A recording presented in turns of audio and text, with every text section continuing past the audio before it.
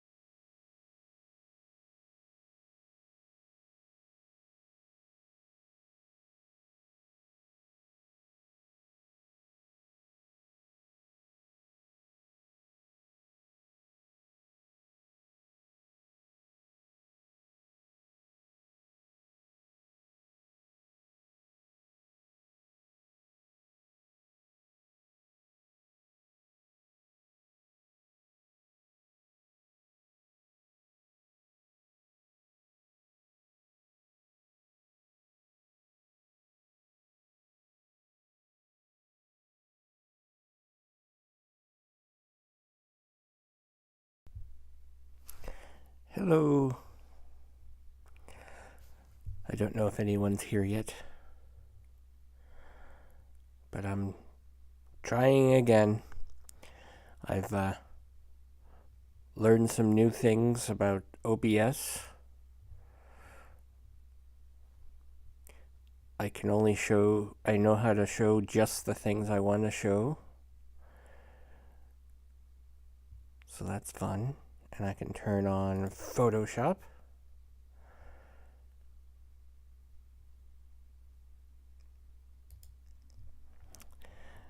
And this is where we left off last night, if anybody was watching that. My turtle hat avatar.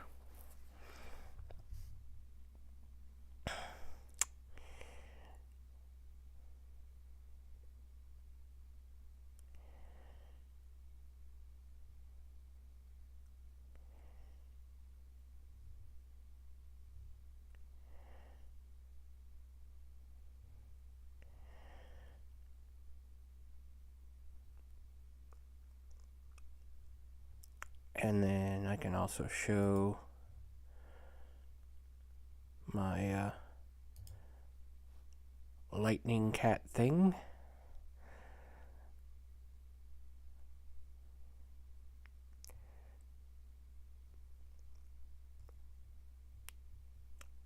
And I also have Lightroom ready to go.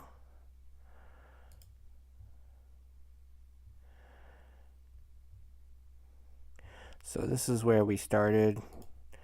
It was overexposed. And then I create what I call a baseline, which is just a very neutral edit with accurate colors and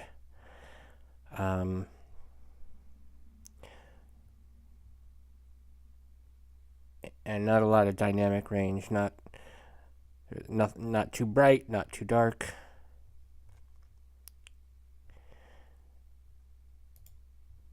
And then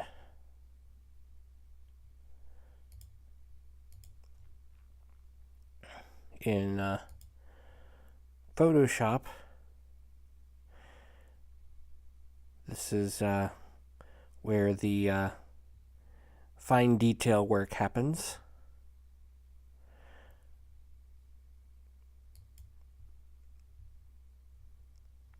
And this is what we're going to be working on tonight.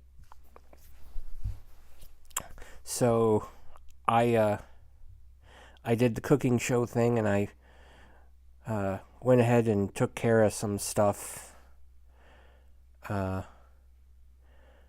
before I started the stream.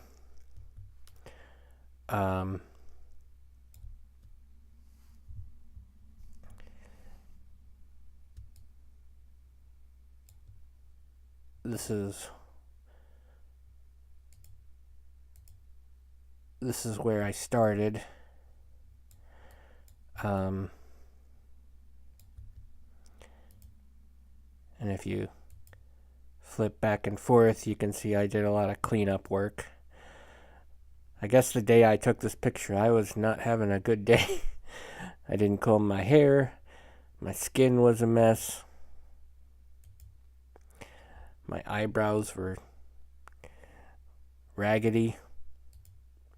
So I went ahead and cleaned all that up. I straightened my beard a little. And if we brighten things up a bit, you can oops. Like I had a bunch of Otis dust on me. This was taken back in 2014, so cleaned all that up. And if you're curious, just the process of cleaning up, it's pretty boring. You create a new layer, blank layer, and I mostly use the remove tool, which is a newer tool for Photoshop. It's like the healing brush, like the clone stamp, but it has two modes. There's the algorithm mode, which is done on your computer, and then it also has an AI mode, which uses cloud computing to get a more robust result. Sometimes it's better, sometimes it's not. You kind of have to learn like which which mode is best for what you're removing. The general rule of thumb is if you're trying to remove a big section of the photo, then you use the AI mode. And if you're just removing like a little zit like that, then you just, oh, it didn't even, then you just use the non-AI, and it's faster to do that. And you can choose between auto, which lets Photoshop choose which is best, and then you've got the AI on and AI off.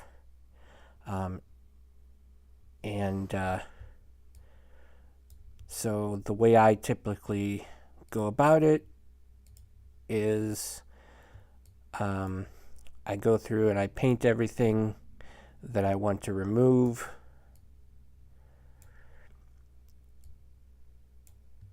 And I'm not going to do the whole thing, but just to show you what I did earlier.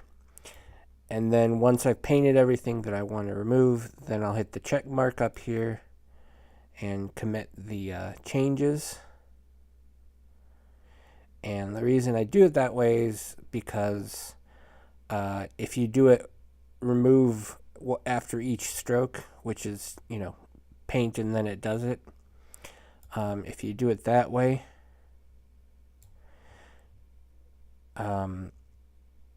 it takes 1 or 2 seconds. But if you can imagine, you've got to zap 100 blemishes or something, and you got to wait 1 or 2 seconds after each one, that's not going to be fun. So I leave remove after each stroke off. I leave it on auto for the most part. And then I just go through and paint any, and for blemish removal, typically my rule of thumb is anything that's temporary, that's not on me forever. So I will keep freckles, moles, things like that. And then there's some stuff where, like, do you keep the veins in the eyes? Like, that's something that if someone was standing next to you, they couldn't see. So if it's something that a person standing right next to you wouldn't notice, then I feel that's up to you, but I feel comfortable getting rid of that kind of stuff too. And it did not do a great job. So, yeah, so that's most of what I did. And then beyond that, I shaped the eyebrows a little, cleaned up some of the flyaway hairs, the edge of the beard, I cleaned that up. And so this is where we're starting. And so we'll go from there. Let me see, is there any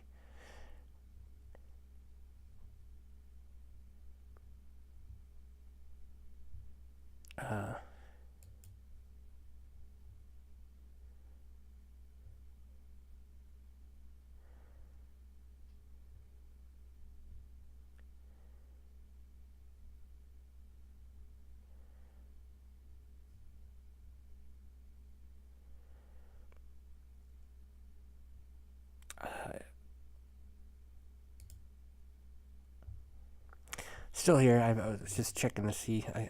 I don't think anybody's watching.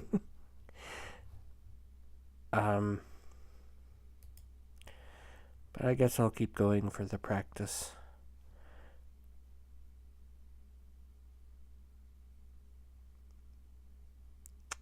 Anyway.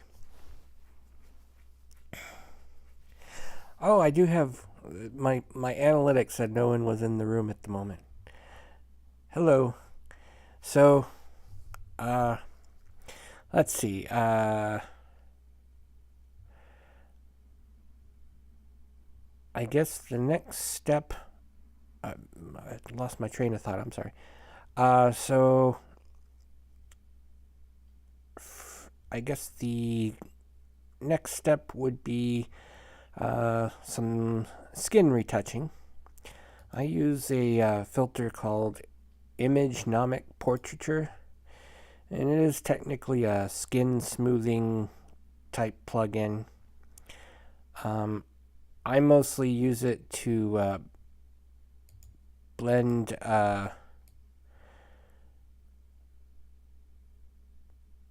to get the skin tone to blend better. Like, you can go way overboard with it, and I think I made the joke, it's like your high school friend on Facebook that face tunes every photo and swears it's all natural. But I tend to go for a bit more subtle, so you can kind of see, and I don't use it over the whole face. Like, this is the preview of the entire face. But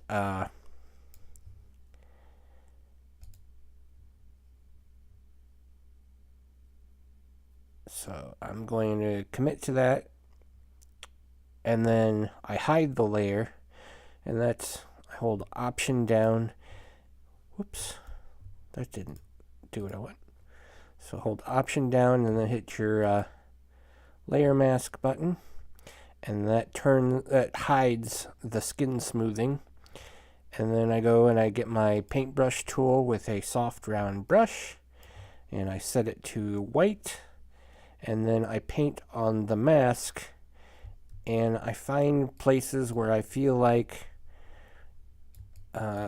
skin texture is a little rough, or skin tones don't blend very well, and I just kind of selectively, like, I don't want to get rid of my skin texture. I want to keep it looking real and not getting uncanny valley, but there are places where my skin's a little rougher than others, and so I just kind of find those, and it's just kind of what sticks out to me. There's no like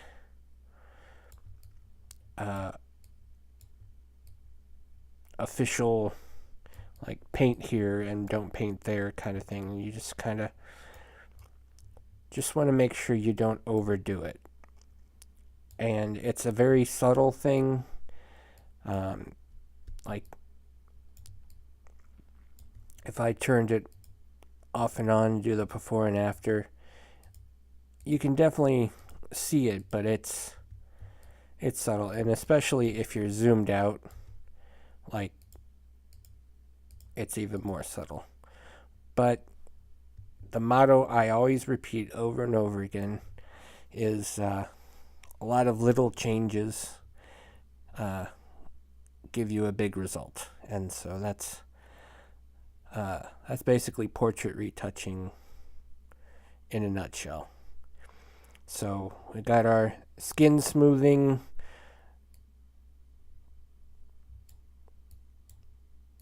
taken care of, and now is the most fun part.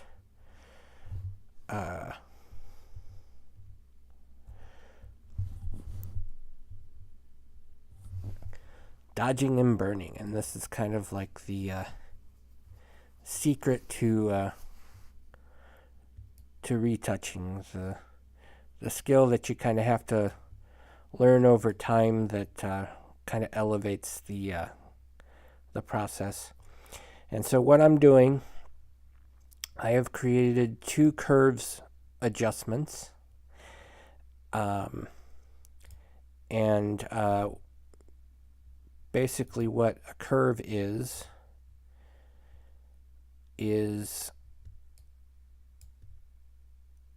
a contrast adjustment that you can either make things really bright, really dark. You can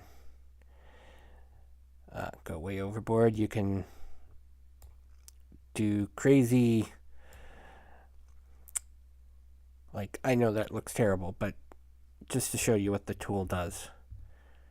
And what I do is I make a curve that brightens things a lot.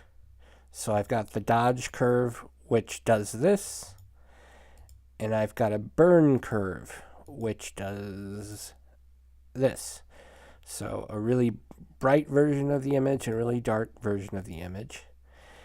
And then I have a black mask on both curve adjustments. And then I take my brush again, painting with white. And then basically what dodge and burn is meant to do is add dimension back into your face. Three-dimensionality. Because, like if you use a wide-angle lens, distance is exaggerated, but it causes a lot of distortion. You look really weird, alien-like. So portrait photographers typically use a 50 millimeter or longer lens. 85 and 125 are also very popular. And that makes your facial proportions much more natural. But there's a side effect. The longer the lens you use, the more compressed everything is. It kind of smushes your face in.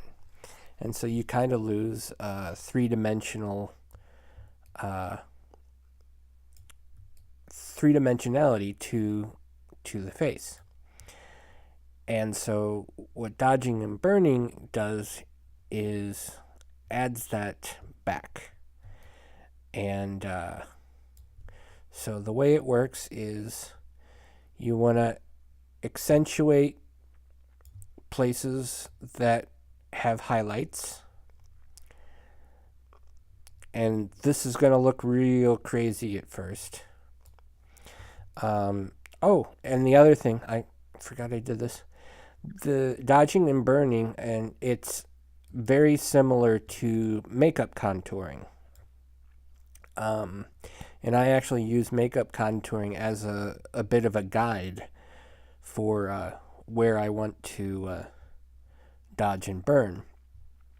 And I don't know if photography retouchers, if they did contouring first, or if makeup people did contouring first. I feel like I only heard about makeup contouring recently.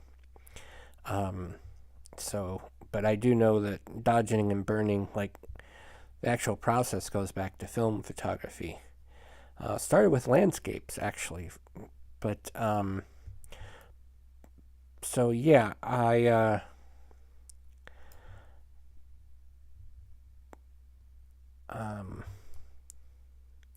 let's see. So we want to do under the eyes. And I kind of do a triangle shape. And this does not need to be super precise. And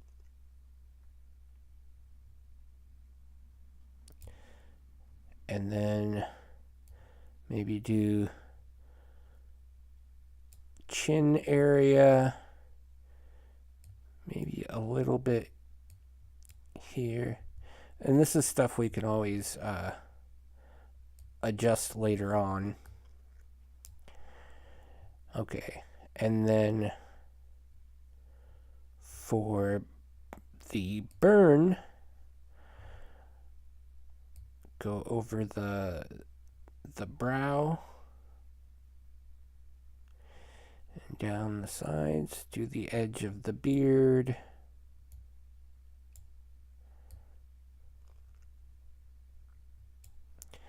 And then along the nose.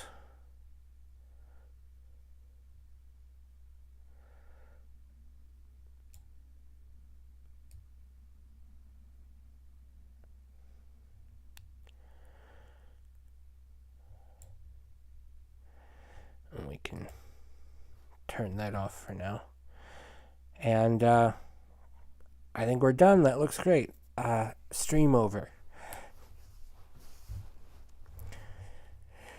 Just kidding. All right, so next step is we want to blend it all in. And we do that by going into the properties of the layer mask of the layers. And we feather until it blends in.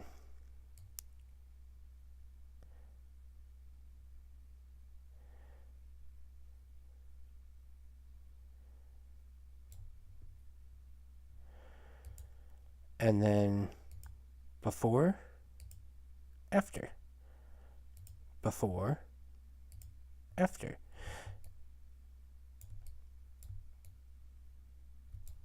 Oops. My computer is having some issues. So that is our result. And I might want to turn down the dodge a little bit.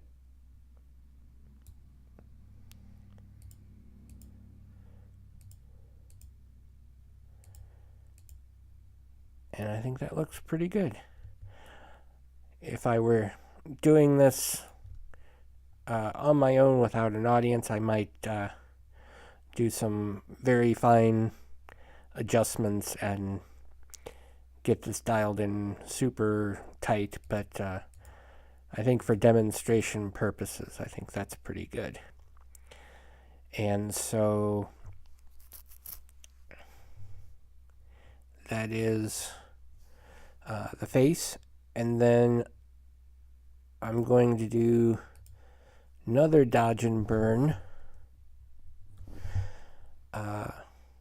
Yes, the hat. The hat was a present from my friend Jess. She used to be my assistant for the Frogman blog. And she got it for me for my birthday. It's kind of funny. I call myself the Frogman, but I've always been... turtles are my favorite. So... Actually, I am about to do the hat.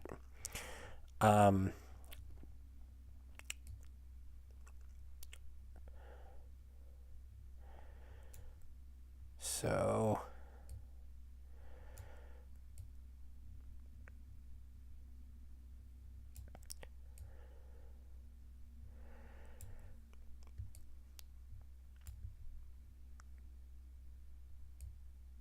yeah, the Frogman name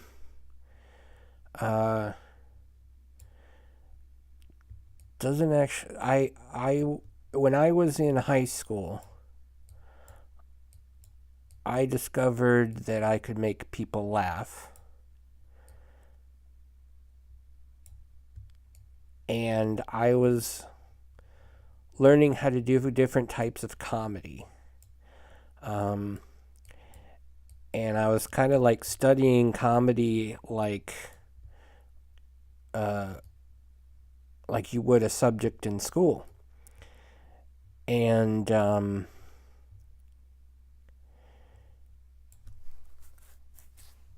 when I got to insult comedy, I always felt bad because I didn't want to insult anyone.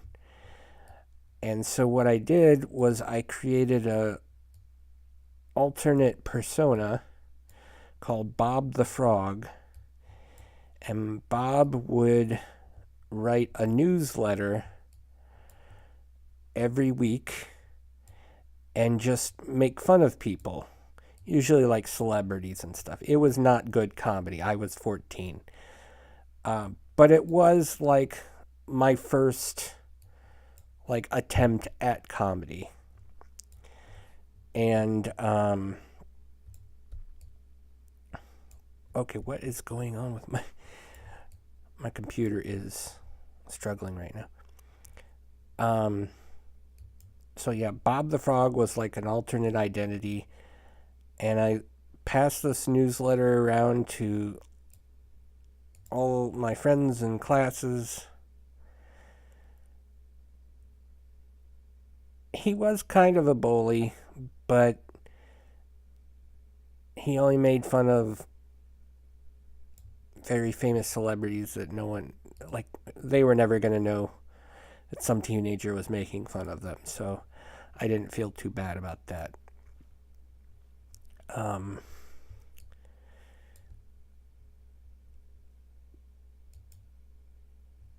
But yeah, that kind of signified my first attempt at comedy. So I kind of pay tribute to that by calling myself the Frogman.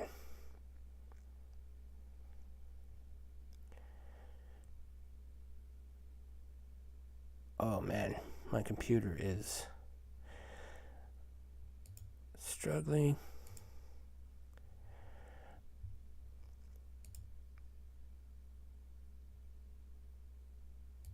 I'm not sure the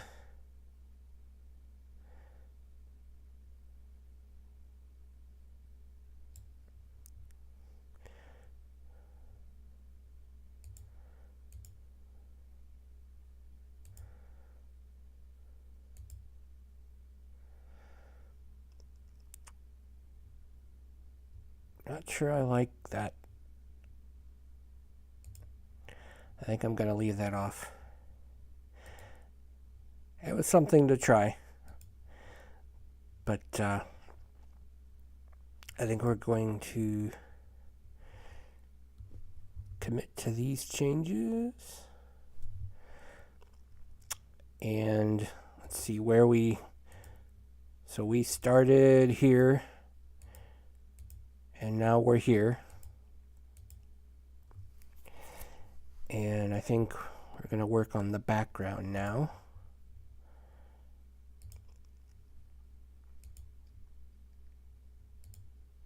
And I want the background to have a little bit stronger of a gradient.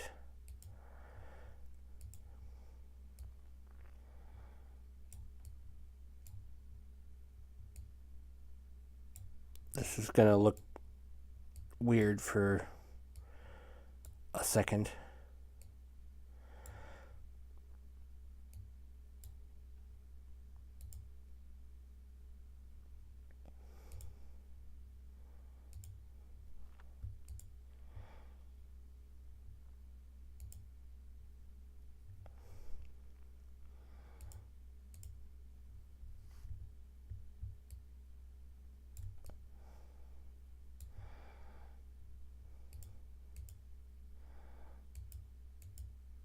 Yep, I like that. And then need to add some contrast. I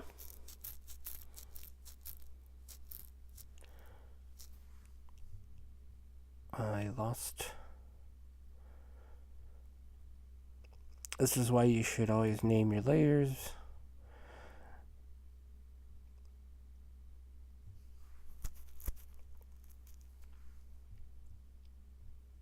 Which I did not do. Anyway, we'll just have to start over. So I'm going to go to levels. Most people would do this with curves, but my muscle memory is levels, so I use levels. So this is just balancing out the histograms, so there's just a little more contrast in the final image. I think that looks good, and I think that's about it. So this is before, this is after. Before, after. And then the edit I did in 2014. This is what that looked like.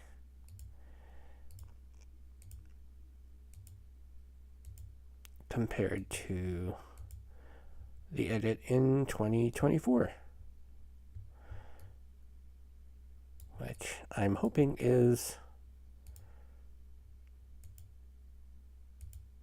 somewhat improved.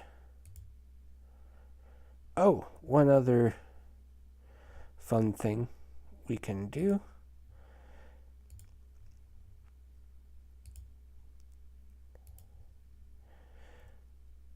This was before I knew you were supposed to add a reflector in front of the person to get light in their eyes, so my eyes are a little dark. So we'll pretend that I did use a reflector and just brighten these up a little bit. And then you can also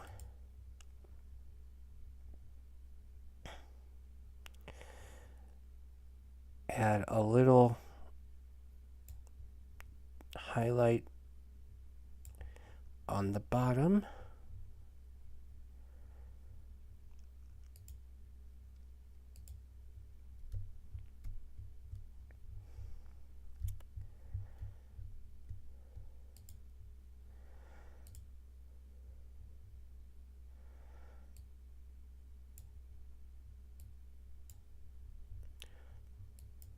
So I think my computer crashed.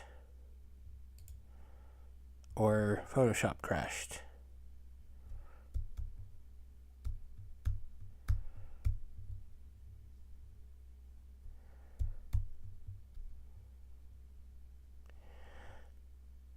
Because I can no longer do anything.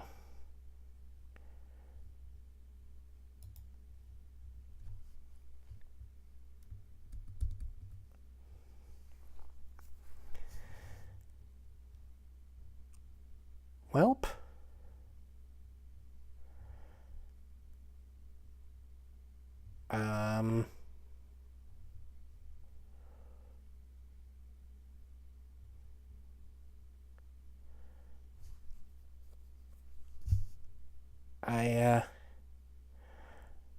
I guess that's it. I mean, all I was going to do was brighten the eyes, and that was going to be the end. So, to the folks who came to this short little stream, I appreciate it. Hold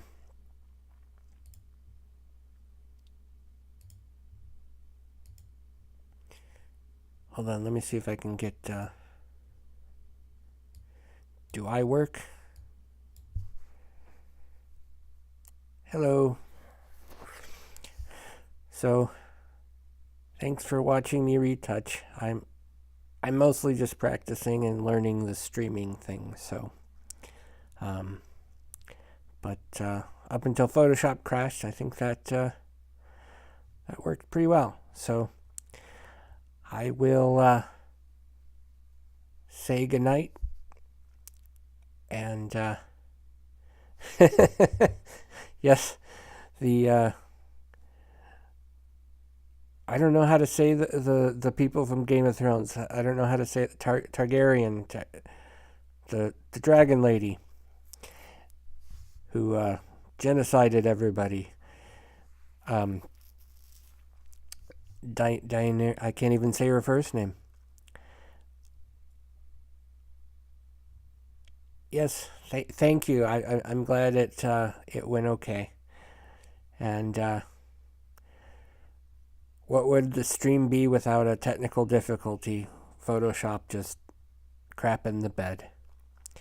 Anyway, it's nice to talk to some of you, and I hope you have a nice night. Bye.